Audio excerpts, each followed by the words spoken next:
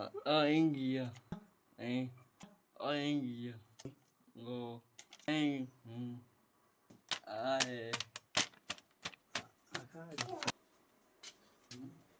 अस्सलाम वालेकुम। मेरा नाम सैरा है। अस ज़िला पाकपतन च बोलते पे हैं। अस 3 भैनां है, साडा एक भाई है, अल्लाह लोग है।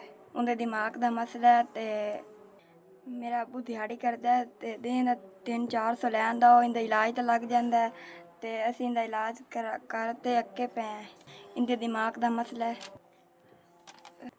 असीं गरीब बंदे हैं ते मेरा अब्बू मेहनत मजदूरी करदा है। सानू 32,000 रुपये बिल आ गया और जेह्ड़ी मेहनत मजदूरी करदा है मेरे भरा दे इलाज ते लग जांदी। हुण असीं इंदा इलाज कराइए कि बिल भरिए। मेरा अब्बू आपे आह्ले दफ्तर च गेआ ते उ'नें आखेआ किस्तां कर दो। उ'नें आखेआ नहीं हुण इ'यो बिल भर। लेकिन हुण मेरा अब्बू 400 रुपया दिहाड़ी कमांदा है। उं'दे साढ़े घर दा सर्कट ही नहीं चलदा। हुण साढ़े कोल इन्नी गुंजाइश कोनी कि असीं शाम दी रोटी पका लईए। अस उ'ऐ मेरा अब्बू सानू लै ते दे गया है। शामी अज्ज उं'दी दिहाड़ी कौन लग्गी। असीं हुण इ'यो रोटियां खाद्धा है। साढ़े घरे ते आटा भी नहीं है।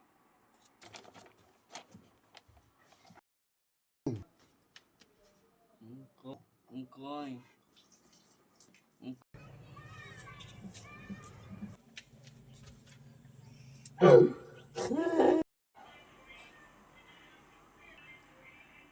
SVS ਤੁਹਾਡਾ ਸ਼ੁਕਰੀਆ। ਸਾਨੂੰ ਪੈਸੇ ਮਿਲ ਗਏ। ਤੁਹਾਡੀ ਤਰਫ 20,000 रुपये मिल गए है। ਸਾਨੂੰ 32,000 रुपये बिल आया है। ਤੁਸੀਂ ਸਾਨੂੰ 20,000 रुपये ਦਿੱਤਾ ਹੈ। ਅੱਲਾਹ ਪਾਕ ਤੁਹਾਡੀ ਕੰਪਨੀ ਨੂੰ ਘਣਾ ਦੇਵੇ। ਅੱਲਾਹ ਪਾਕ ਨੂੰ ਇੰਨਾ ਦੇਵੇ ਤੁਸੀਂ ਇਵੇਂ ਦਿੱਤੀ ਰੱਖੋ।